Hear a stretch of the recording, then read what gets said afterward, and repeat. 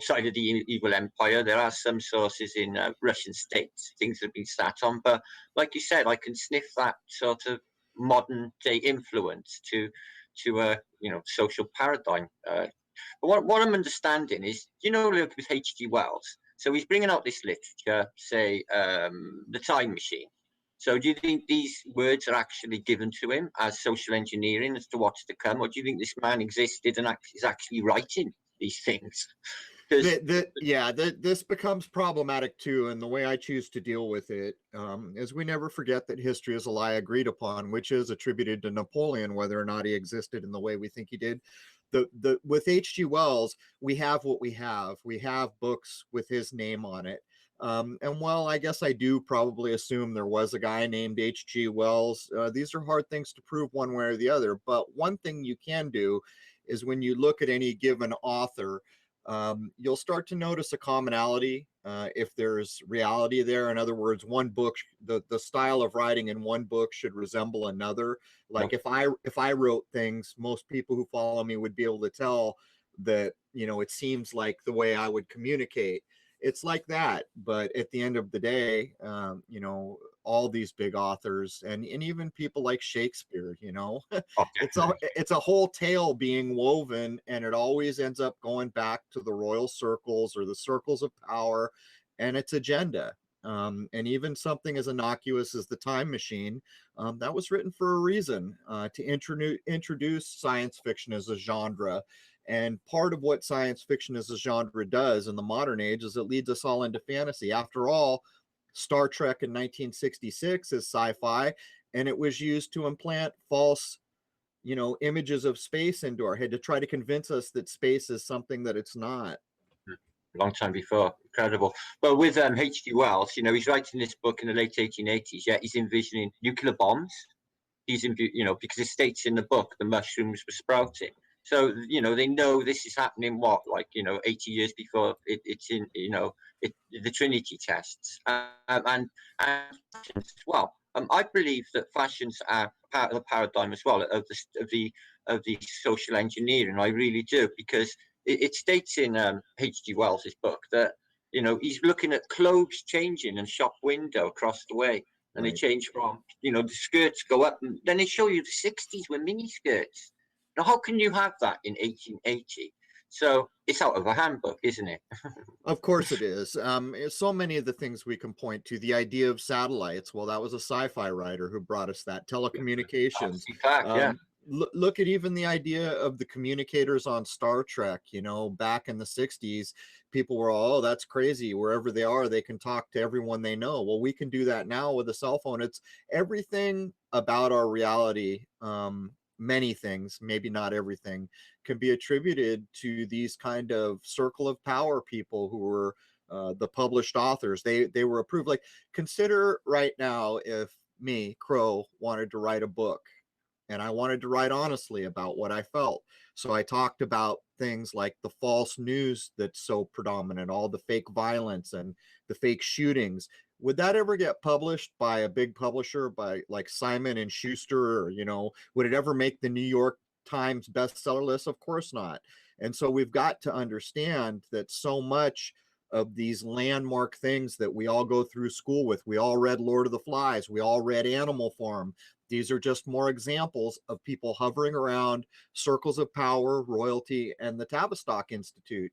So really, it has been a rigged game for quite some time. Yeah, earlier than I thought. I was picking up pictures from the 1950s of people like film actresses chucking up the devil horns back then as well, Crow. Saying, but we weren't as clued up. We didn't have the internet back then. Well, let me address that real quick. I see a lot of people really just kind of hating on everything. Everything's fake. Whenever I see the number 33, that's a bad thing. The devil horn idea, they don't really even understand, in my view, what's being demonstrated. It could be that you're looking at someone being Luciferian in the modern age, but there was a time back a ways where they were symbolizing the symbol of Mercury. Exactly. And what we talked about before we came on the air was that you've been going through history, and I would suggest that the only true version of history you're ever going to get to, unless you're an insider and there's like a secret history book somewhere that none of us know about, which Yeah. maybe there is, maybe there isn't, who knows, is it's all been encoded to the sky. This is what masonry is held on to. This is what, there is no group that hasn't held on to the sky encoding. And what the sky encoding does is the same thing flamenco was doing when he was trying to show the false Scaligian timelines. He's showing, look, man, it's impossible for this period of time to have an eclipse in the way it's described. This had to be 1,000 years closer. It's the only time it could have been. And he starts to do things like this. So I would suggest that people who really want to know something about the cycle of times, you're up against, a rock and a hard place. First of all, you may never know the real names and real events. They're echoed and reshaped and reformed and retold over and over and over, but the sky doesn't lie. And that's where flamenco was coming from. And I'm right there with them. All these things, in the Bible, all these things are encoded in Freemasonry. They're encoded in every major religion that has ever come to be on the face of this world. The foundation of that religion was the sun. People have problems with hearing that, but it is what it is. And what this does is maybe not tell us who did the history, what the historical event was, but it does track the time accurately. Yeah. Do you know, a big alarm call for me though, Crow, a sort of an opening door moment is 1900. How is it everything just arrives at that point? Well, I'm beginning to discover it didn't all arrive at that point, as in electricity, motor cars, everything sort of arrives around that time. Apparently they like to say before then we were all, thousands of years in horse and carriage and just at the same level of development. And then suddenly, light bulb on our head, we all invent the modern world, bang on that time. That makes no sense to me. Obviously we were more advanced back then. So I'm starting to unearth what looks like use of electricity, common use of electricity back in the past. And as crazy as that sounds, there's quite a lot of proof I'm digging up now. So I think that like 1900 sort of, like 1984, there's a starting point. I think that's a starting point. I think there's something going on with the time as well, Crow, clocks. In 1984, the book, the first words are the clock struck 13. So they got 26-hour days in that paradigm. So has that happened now? Are we in a different sort of, have they shifted the time now? So it's out of our frame of reference. We don't know where we are on that, because we only got the sun and the moon going past to, that's our natural way of telling the time. All the rest is rubbish. So it's really strange that all the world should arrive at that time, don't you think?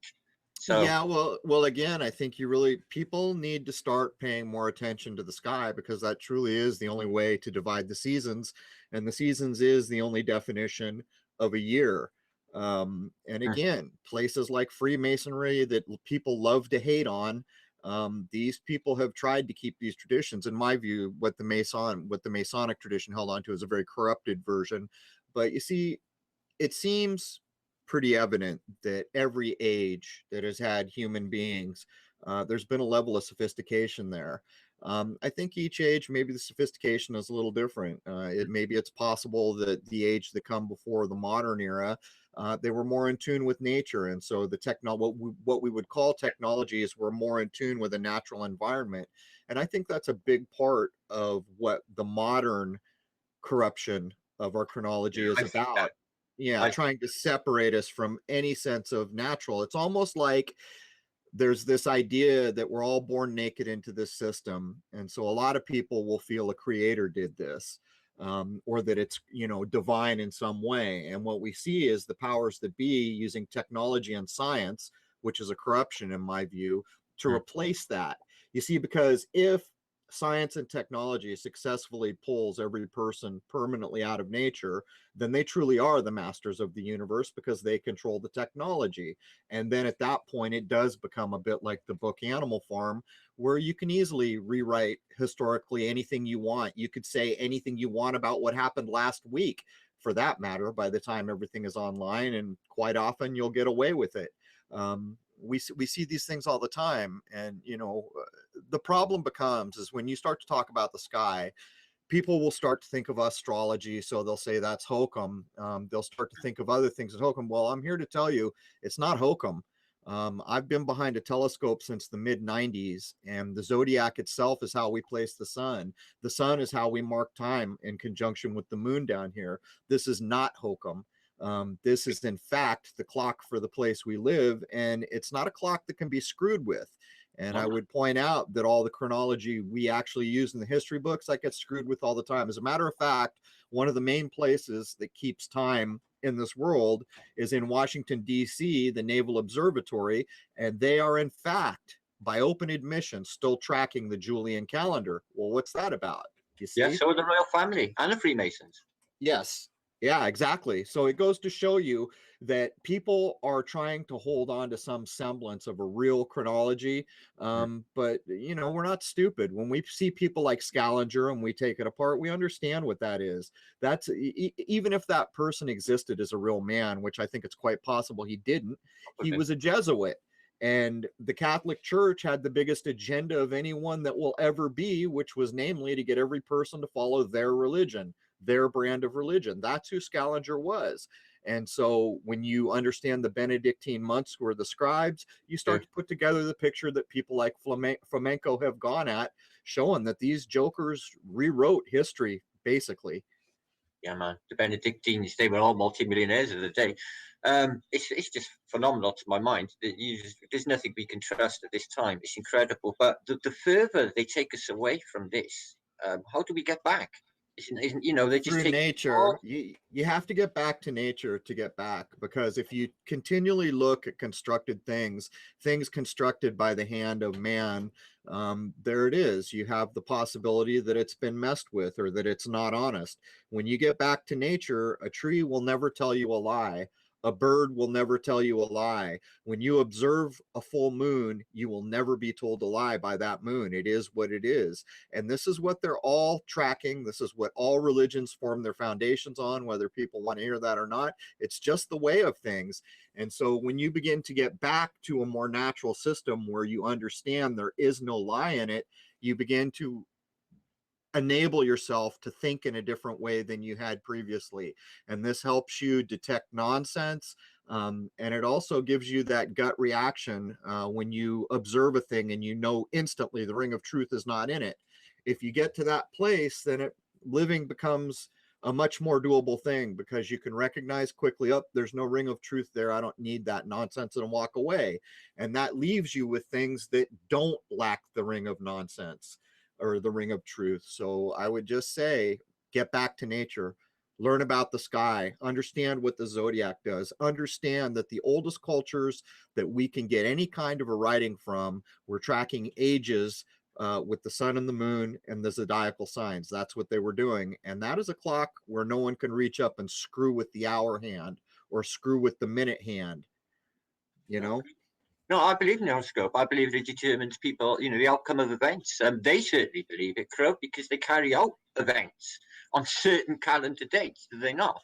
So well, of course, but you see that's entirely that's a bit of a different topic. In the same way, I can take a short cycle of time, like maybe a month, and I understand that certain days within that month it might be snowing, so my possibilities are diminished because it's snowing outside. On other days it might be sunny and warm, so my possibilities increase. Part of that cycle of time the sun won't be up, so it will be dark, and so that limits what I can do. Parts of these cycles of time it will be light outside, which improves what I can do. If we take longer pieces of time for people who understand and track the chronology, you begin to understand that certain cycles of time, it's like if you were to accept the fact of what NASA tells us, that the sun is on an 11-year cycle. Well, what that tells you is that we keep returning to a point we've come from, if there's any truth to it. People who understand cycles of time in this way will instantly understand what's possible and what's not in the natural system we're living in. And I think a lot of what's hidden has directly to do with this, because how is it possible that, you know, however many million or billion of us are here, have no idea how we got here, have no idea how long we've been here, and most of us don't understand what we're supposed to be doing. This is not a reasonable explanation, and therefore it's not acceptable. And that also begins to show why or the Masons and the royal families and the presidents of the United States using astrology, tracking the zodiacal signs, using the natural system to track huge lengths of time called an eon. Why are they doing it? Well, this is why they're doing it. Yeah. Yeah, this is what they're doing. It's the same with the light years and the rest. They just want to add extent to our reality, make things non-tangible, further away. It's the same with this, taking us away from our, our Mother Nature. This is highly dangerous to me, Crow. The further they get away, the harder it's going to be to get back. And they see this automated plastic reality for us, with where we're going to be chipped with bit currency and Sophia, the AI, and these really creepy things coming our way, and right on the horizon, Crow. These are only a few years, 5 years maybe away. Well, let's take a look at that. If a human being will realize that they are a human being and decide they want to wake up and discover what it is to be a human being, the things you just described will not be acceptable. Everything that gets done in this world is pretty much opt-in. In other words, you're either fooled or convinced to participate in things that are not helpful, that are not good for you. This happens all over the place. It's happened throughout history, but now we're at a different time. Human consciousness is pushing upward in the Western part of the world at a surprising rate. For the same reason that you're doing what you're doing, it's because your consciousness is lifting right now.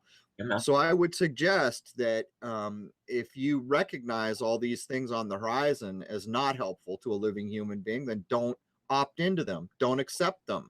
And when you change your mind, that can become like a virus. If someone appreciates the example you're setting, then they will do that. And then someone else will do it. And you see, you can't kill an idea. If we all group together in groups and we say, you know what, we don't like Bitcoin and we don't like 5G networks, so we're going to form all these groups to fight against it, all you're doing is you're providing a target for the powers that be that control most of the information systems. You're going to fail pretty quickly. But if you work on changing minds, starting with your own mind first, that is an idea that cannot be stopped. That is a thing that cannot be attacked. It cannot be taken from you. It cannot be removed from this existence. And so I would just point out that, it almost seems like it's a desperate effort on the powers, on the people who rule this place to get all these kind of shackling technologies into place as quickly as they can, to get the last number of corporations to consolidate into that one big corporation, because they know about cycles of time.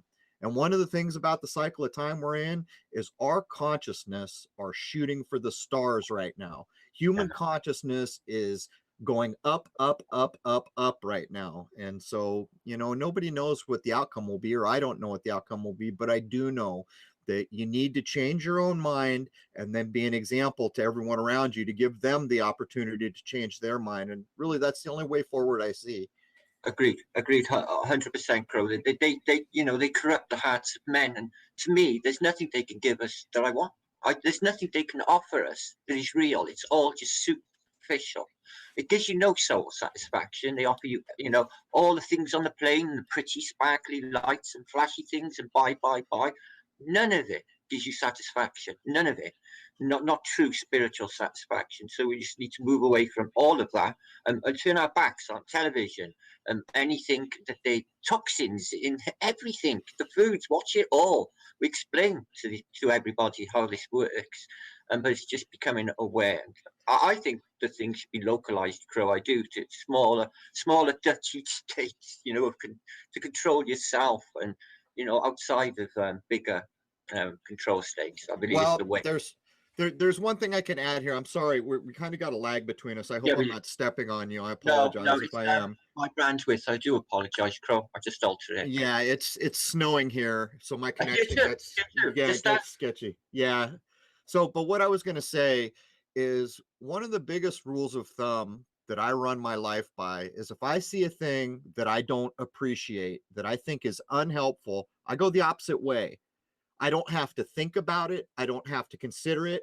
I know instantly in my gut, I don't appreciate what I'm seeing here, and that's not the way I'm going to be. And so what you get on the result of that is truly change. Like I could sit there and yell, hey man, I don't like this 5G network. Hey man, why are you putting up that antenna? I don't like what you're doing. And that's not change. But the moment I saw that 5G network and I said, I am not down with that, and every person I ever speak with that's interested, I will tell them I'm not down with that. That is truly change. And so all the people listening to your program right now, or all the people who will come listen to me at some other time, they're open-minded and they're looking for options. If each one of those people takes the task of changing their mind and operating in a manner like this, or maybe something they would come up with that suits them better, that is truly change.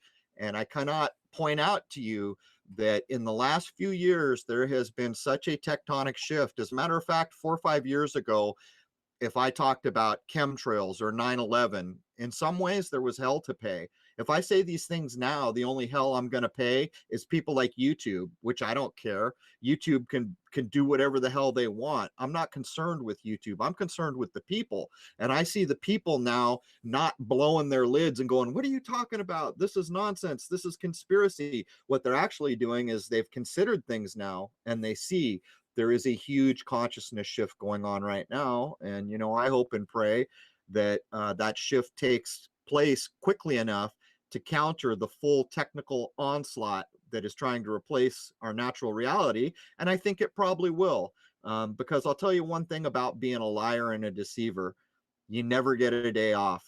There is no rest for the wicked. Where you and I, when we're done with this, we can go take a nap if we want, right?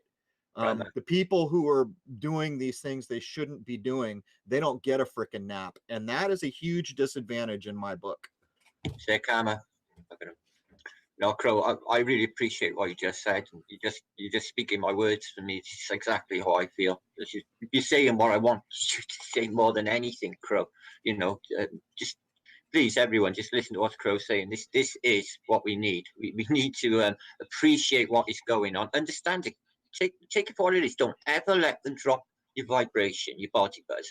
Keep it up. Keep that vibration up, okay, guys? Because recognizing it for what it is them. Okay, they want you down. They want you on a lower vibrational existence, so they can bleed off you. We need to understand it. I just keep on trying to make it clear, Crow. It's all we can do. It's all we can do. Well, it comes down to just being a decent human being. That's really what it comes down to. And the problem is in the modern age, when you're watching television, give you all these examples of bad examples, and it becomes so dominant in everyone's life, it's easy to lose track. But if you step away, clear your head, you understand what it is to be a decent human being. And if you're a decent human being, all these things we're talking about have no place in our life.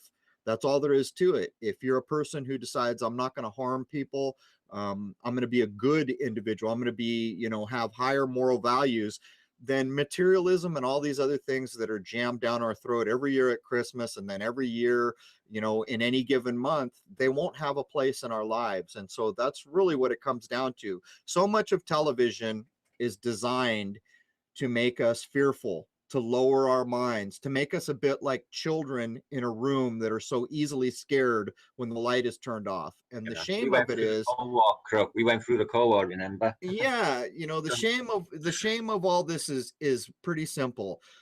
The truth is, and it's blunt, and I don't even like to say it because I'm not trying to down anyone, but at this point in the game, for people to sit in front of the television and buy into that kind of fear porn, you've got to be a bit dim-witted. But unfortunately, it doesn't make you a stupid person. It makes you a fooled person. So when people quit being fooled and they actually step back and say, you know what, I'm a decent individual, I don't want to be a negative person, all the stuff we're talking about starts to fall by the wayside, because decent people do not engage in these types of things. I believe that the people are born with all of these rules in their heart, Crow, and they just sort of, brainwashed and corrupted along the way away from it. And I don't blame any of them one bit. As you say, it's all social engineered into them, but that's halfway there. If you make them understand, then they can understand that. I can't sort of appeal to people's better nature, because we deal with the internet. You've seen the trolls, if you Crow. Yeah, well, yeah, that's kind of why I set up my site. But they are victims. I was a victim at a certain point in my life. But the issue here is that we're human beings and we're being victims by our own decisions. So that is the problem. It's not like anyone is chaining us down to a chair to be victimized. We're doing that to ourselves. And that really is the crux of a matter, because at some point, the highest apex of life here in this world is human being. And if you can't ever snap out of it and wake up and quit victimizing yourself or putting yourself in a position where reality will elude you, at some point, you're kind of guilty, as guilty as the people who are putting this nonsense forward. Yeah, you can face into it. That's right. Yeah, we're kind of past that point in my view, but the point is we need everybody. This is not a game where we're going to judge people and leave someone behind because they didn't catch on quickly enough, because we need those people. We need them all for a change to occur that matters. It needs to include everybody. And that doesn't matter, it's not about race, religion, sex, gender, any of these things. It's everybody needs to be included. And that's what makes this tough, is because so many people are sitting there drooling right now as we're doing this show in front of CNN, being convinced that someone needed to kill another 1,000 people with a machine gun this morning in a school, of course. They're still eating this baby food. And I'm hoping that the time will come soon where we get beyond that. Oh, it's incredible. People argue in my family with me and say, "Are you stupid? What do you mean? It was on the news, Martin. Is there something wrong with you?" Okay, can't even explain that it's all fake media, and I can't even go there. It's so difficult. People are so blinded by lies. So, but there's people a little bit, beyond that, which I understand, which I'm getting through to, but the masses not really caring at the moment. I kind of feel like, do they need a slap? Is it something that they need for them to behave? An event of some sort? I just really despair, Crow, sometimes. I really do. Well, why people look see it when it's so clear to look at it this way too, Martin. Once you understand that all that is nonsense, you instantly recognize something about the world that you didn't know before you understood that all that news was nonsense. The world is a peaceful place. Most people you will ever meet are just like you. There is no Where's all this war? Yeah, exactly. There is no race of people out in the Middle East that are kind of like animals because all they want to do is kill 1,000 people. This is all nonsense. I never believed the word of it all my life. Even as a kid, I didn't even believe it. So that's my point. So basically, the people who don't get it are creating an illusion that doesn't exist. They're believing in a fantasy. And what that means is, for that fantasy to be maintained, the people who are weaving the fantasy never get a break. If there is ever a single day where they break their narrative, they're going to start losing people. If there's ever a single day when the power goes down and they can't keep reinforcing that we landed on the moon and that all Middle Eastern people just want to kill you, all these nonsensical things will fall to the ground. So I would suggest, if you truly dissect where we are, we actually have the advantage. We don't control the information system, but we don't have to maintain the lie either. And those of us who can see through this nonsense understand the world is a peaceful place, mostly. There's bad apples. That's part of being here. A lion is going to occasionally eat a zebra at the well. That's just the way of things here in this material reality. But my point is when you come to understand that the world is far more peaceful than they've ever admitted to anyone, that tells you something about the immensity of the lie they've got to maintain. I don't believe people are like this anyway, Crow. I think that's just engineered into us. I think it's more symbiotic. I think we want to get on. I don't know anybody who wants to go off warning. Most people just want to get on. So where's all this hate and anger and violence coming from, Crow, if we're not experiencing it in our lives, or nobody we know is? So, well, I can actually address that, Martin. I've taken apart television to show people that the effects of a television are no different than opiate drugs on the human mind, on the habitual user. But there's another thing where a lot of work was done in psychology. People like Freud started the beginnings of these ideas, where when a human being is in a zone state and they're watching television, they lose the ability to distinguish between reality and fantasy. So like if you look at these movies like Jackass, where someone's being injured every 5 seconds, that actually perpetrates trauma on the person who's viewing it. So the thing is when you are subject to this kind of programming, it doesn't matter that it's not real, because you're witnessing a thing that your brain is accepting as real, and you are in fact experiencing trauma on some level. It's called trauma programming. Actually, there's a word for it. Mind control. Oh, wow. Yeah, even on something as kind of Yeah. as family oriented as America's Funniest Home Videos. If you look at the old versions of that show, you'll recognize something right off. Occasionally someone got kicked in the nuts, occasionally someone fell down. If you compare it to what they're showing now, where it's much more brutal, the accidents and the falling and the hitting, and you know, it's not always clear when they cut the frame these days if the person off camera was injured or not.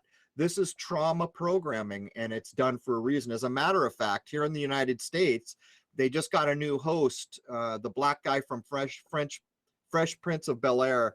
I forget his name. Mario something. I don't know his name actually, but if you look at the backgrounds on America's Funniest Home Videos, they've got this purple and white design that is morphing, and what it's doing is it's designed to hypnotize people. It's designed to pull them into the zone state so that the trauma programming can set in so their brain will no longer, you know, it's almost like when you're watching a video of someone on a skateboard, and if they crash bad enough, you kind of feel a jolt in your body. Yeah.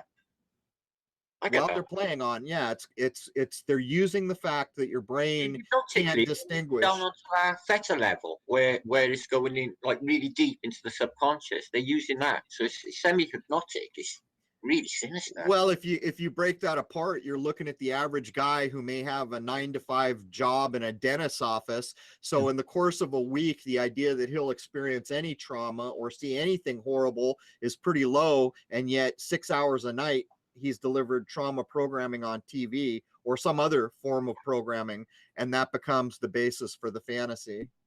That ain't good. That ain't good, bro. Imagine the mindset of young people these days when they're killing zombies or on Grand Theft Auto, running people over, and then they gotta go out into the ordinary world and differentiate between normal world and what they just walked away from for hours on end. That has to be detrimental to the mind. How do you get away from that? People can be pretty gullible. Think about when the movie Jackass first came out on YouTube. Almost immediately following that movie, you saw young people hitting each other brutally in the testicles. When I was young, if someone tried to talk me into doing that, they couldn't have got me to do it for love or money. And yet now look where we are, where they just saw some silly movie, and then they idolized the people in the movie, and they went out and literally brutalized their own bodies just because of that programming. It shows you the reach, the breadth, and the power of that type of programming. Wow, the lengths people will go to as well in this system, in this state, to be a part of it. You know, with the looks as well. You know, that they're showing you people how to look, and they will go to any extent to just fit into this fake paradigm. It's really sinister, really weird. Wish you could just click a finger, snap them out of it, Crow. Well, you know, people will come to the party when they're ready, and more and more people are getting ready. And as I stated earlier, I used to talk about things maybe 4 or 5 years ago where as soon as I said them, I knew there would be hell to pay. Even the lunar wave. For almost a year and a half after I posted the first lunar wave, everyone wanted to come find me and yell at me and accuse me of fakery. But, you know, we're way past that now. I talk about nearly anything I want, and I don't hear the hate that I used to on, you know, there's trolls, but trolls will always be trolls. My point is we are moving to a place where I think people are have more ability to begin to open their minds and consider things as possible that maybe a few years ago they would have never considered as possible. Agreed. There seems to be a point as well when everyone started waking up. I wonder if it was 2012, because you know, although I've been on, you know, with all this stuff for the donkey years, but I mean, to be spiritually shifting, this shift that has happened, which is a definite shift, seems to be around that time. Maybe well, what's funny for me is I mark it at 9/11. The first big wave of people questioning our reality that I saw came on the tail of 9/11. Yeah. And those people were treated horribly for questioning this event, and still to some degree up to recent times had been treated horribly for challenging the mainstream narrative. But by the time we got to something like Sandy Hook, it was a whole other game. Yeah. There were people coming to bear to question what they were being shown and told on a level we had never seen before. So it almost feels to me like the main floodgate opened around the turn of the last century, and each event the bigger the event, the more people it shook awake. The problem with that was the bigger event, the people that were still asleep, the more traumatized they became. Um, it's a hell of a thing, man. It's a catch-22 sometimes. It's a hell of a thing, all right, Crow. I do appreciate you actually appreciating it. This is what I was hoping you would understand. It's what I've been trying to get to, Crow. You did alter my paradigm when you discovered the lunar wave, because after that, it was like, well, actually, I don't know if I can trust anything up there now, as I used to. So I had a bit of a shift. I think many people did at that time.